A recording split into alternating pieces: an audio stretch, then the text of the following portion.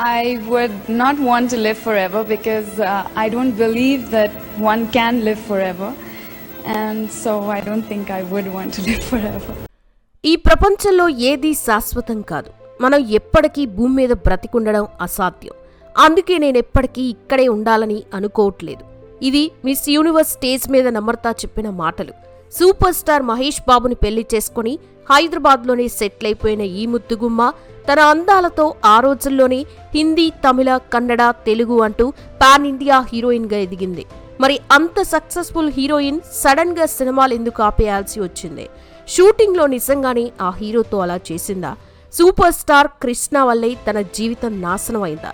53 ఏళ్ల వయసులో కూడా తను అందంగా ఉండాలని రోజు అలా చేస్తుందా?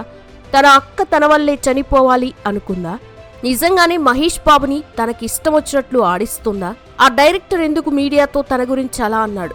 ఈ విషయాలని తెలుసుకోవాలంటే పూర్తి వీడియోని చూడండి. అలాగే ఒక లైక్ కూడా చేయండి. నమ్రత శిరోద్కర్ 1972 జనవరి 22న ముంబైలో పుట్టింది. ఇంట్లో తనని అందరూ ముద్దుగా చిన్ని అని పిలిచేవారు. నమ్రతకి ఒక అక్క కూడా ఉంది. తని శిల్పా శిరోద్కర్. తండ్రి నితిన్ పాండురంగ శిరోద్కర్ ఒక మాజీ క్రికెట్ ప్లేయర్. 1968లో ముంబై రంజీ టీంలో ఆడి మంచి ప్లేయర్గా గుర్తింపు తెచ్చుకున్నాడు. కానీ కొన్ని కారణాల వల్ల క్రికెట్కి దూరమై తన వ్యాపారాలు చూసుకున్నాడు. నమ్రత తల్లి అనిత ఫేమస్ బాలీవుడ్ హీరోయిన్ మీనాక్షి శిరోద్కర్ కూతురు. మొదట్లో కుటుంబం మొత్తం గోవాలోనే ఉన్న ఆ తర్వాత అందరూ ముంబైకి షిఫ్ట్ అయిపోయారు. నమ్రత తన అక్కతో కలిసి ముంబైలోనే గ్రాడ్యుయేషన్ కంప్లీట్ చేసింది. నానమ్మ మీనాక్షి శిరోద్కర్ మంచి డాన్సర్.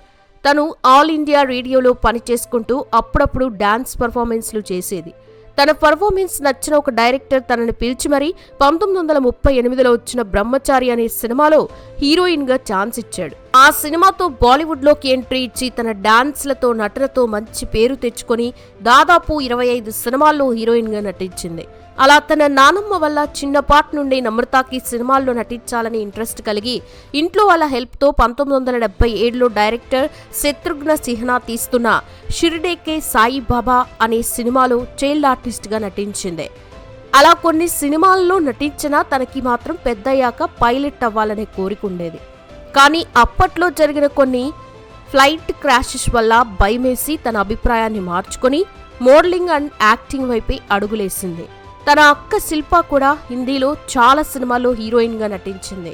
1993లో నమ్రత డిగ్రీ చదువుతున్న రోజుల్లోనే మిస్ ఇండియా టైటిల్ని గెలుచుకుంది. అలాగే మిస్ ఆసియా పసిఫిక్ కాంపిటీషన్లో రన్నరప్గా, మిస్ యూనివర్స్ కాంపిటీషన్లో 6th ప్లేస్లో నిలిచింది. ఆ తర్వాత తనకి బాలీవుడ్లో అవకాశాలు వెల్లువెత్తాయి. అలా తనకి మొదటి అవకాశమే అక్షయ్ కుమార్, సునీల్ శెట్టి హీరోలుగా నటిస్తున్న పురబ్ కి లైలా పశ్చిమ్ కి చైలా అనే సినిమాలో అవకాశం వచ్చింది. సినిమా షూటింగ్ పూర్తయినా డైరెక్టర్కి, ప్రొడ్యూసర్తో వచ్చిన మనస్పర్ధల వల్ల ఆ సినిమా ఇప్పటికీ రిలీజ్ అవ్వలేదు. ఆ తర్వాత తను నటించిన మేరే దో అన్మోల్ రతన్ అనే సినిమాతో నమ్రత బాలీవుడ్కి ఎంట్రీ ఇచ్చింది. ఆ సినిమాలో తన నటనకి మంచి పేరు రావడంతో వరుసగా పుకార్, హీరా ఫిరీ, కచ్చే దాగే వంటి సూపర్ హిట్ సినిమాల్లో అవకాశాలు సంపాదించింది. ఆ తర్వాత కన్నడలో చొరా చిత్తా చొరా అనే సినిమా, మలయాళంలో మమ్ముట్టి సరసన, ఎజు పొన్న తర్కం అనే సినిమాలు చేసింది. సినిమాల్లోకి వచ్చిన కొత్తల్లోనే నమ్రత రెస్టారెంట్ బిజినెస్లు చేస్తున్న దీపక్ శెట్టితో ప్రేమలో పడింది. కానీ అతను నమ్రతని సినిమాలు ఆపేసి తనని పెళ్లి చేసుకోవాలని చెప్పడంతో వాళ్ళిద్దరి మధ్య మనస్పర్ధలొచ్చి విడిపోయారు. అప్పుడే Tollywood mass director B Gopal గారు మహేష్ బాబుతో తీయబోయే వంశీ సినిమాకి నమ్రతని హీరోయిన్గా సెలెక్ట్ చేశారు. తెలుగులో ఇదే తనకి మొదటి సినిమా.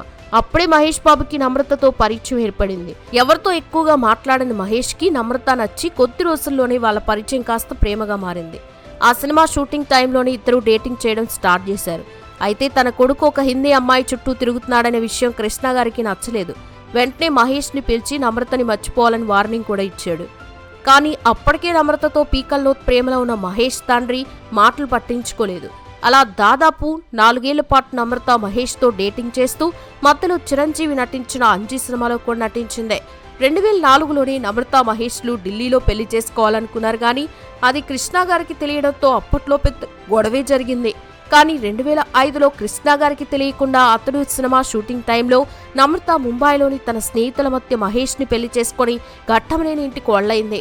విషయం తెలిసిన కృష్ణ గారు మొదట్లో మహేష్ నమ్రతలను దూరం పెట్టినా ఆ తర్వాత వాళ్ళ పెళ్లిని ఆయన ఒప్పుకున్నారు. అలా నమ్రత హైదరాబాద్లో సెటిల్ అయిపోయింది. పెళ్ళైన తర్వాత నమ్రత సినిమాలకి దూరమై కుటుంబ బాధ్యతలు చూసుకుంటుంది. వీళ్ళిద్దరికీ ఇప్పుడు గౌతమ్, సితారా అని 2 పిల్లలు కూడా ఉన్నారు. అయితే పెళ్ళై 20 ఏళ్లై తనకిప్పటికీ తెలుగు చదవటం కానీ మాట్లాడటం కానీ రాదు. 2008లో నమ్రత తల్లిదండ్రులు క్యాన్సర్ వల్ల చనిపోయారు. దాంతో అప్పటికే భర్తతో విడిపోయిన నమ్రత అక్క శిల్ప తనకింకెవరు లేరు అని సూసైడ్ చేసుకొని చనిపోవాలనుకుంది. నమ్రతనే తనని ఆపి తనకి అండగా నిలిచింది. పెళ్లికి ముందు మహేష్ ఎవరితోనూ అంతగా కలిసిపోయి మాట్లాడేవాడు కాదు. కానీ నమ్రత తన లైఫ్లోకి వచ్చాక మహేష్ మాట తీరు, లైఫ్ స్టైల్ అంతా మారిపోయింది. మహేష్ డేట్స్, కాల్ షీట్స్ అన్నీ నమ్రతనే చూసుకునేది. ఏ డైరెక్టర్ వచ్చి మహేష్కి కథ చెప్పాలన్నా ముందు తానే విని నచ్చితేనే అతన్ని మహేష్ దగ్గరికి పంపేది. అలా మహేష్ గురించిన ప్రతి విషయంలో నమ్రత జోక్యం చేసుకుంటుంది. అయితే కొంతమంది డైరెక్టర్లకి తన ప్రవర్తన నచ్చేది కాదు. తను కావాలని మహేష్ దగ్గరికి తమను వెళ్లకుండా చేస్తుందని తన మీద తీవ్ర ఆరోపణలు కూడా చేశారు. వారిలో డాషింగ్ డైరెక్టర్ పూరి జగన్నాథ్ కూడా ఉన్నారు. 53 ఏళ్ల వయసులో కూడా నమ్రత ఇంత ఫిట్గా ఉండడం కోసం డైలీ జిమ్ అండ్ యోగా చేస్తుంది. ఒక మీడియా ఇంటర్వ్యూలో మహేష్ చాలా అల్లరివాడని, తనకి అప్పుడప్పుడు మహేష్ కూడా ఒక పిల్లాడిలాగానే అనిపిస్తాడని, మహేష్తో కలిసి తనకి మొత్తం 3 పిల్లలని చెప్పింది. మహేష్ షూటింగ్స్లో బిజీగా ఉండడం వల్ల తాను దత్తత తీసుకున్న బుర్రెపాలెం గ్రామ బాధ్యతలు కూడా నమ్రతనే దగ్గరుండి చూసుకునేది. ఇలా ప్రతి విషయంలోనూ నమ్రత తన కుటుంబానికి ఎప్పుడూ తోడుగా ఉంటుంది. నమ్రత తన లైఫ్లోకి వచ్చాకే తనకి ప్రపంచం అంటే ఏంటో తెలిసింది. తను దొరకటం తన అదృష్టం అని మహేష్ ఒక ఇంటర్వ్యూలో చెప్పాడు. వీరిద్దరూ ఎప్పటికీ ఇలాగే విడిపోకుండా హ్యాపీగా ఉండాలని కోరుకుందాం. మరి మహేష్ వైఫ్ నమ్రత గురించి, వాళ్ళిద్దరి లైఫ్ జర్నీ గురించి మీరేమనుకుంటున్నారు కామెంట్ చేయండి. వీడియో కనుక నచ్చితే లైక్ చేయండి, షేర్ చేయండి. మన ఛానల్ని సబ్స్క్రైబ్ చేసుకోండి. Thanks for watching.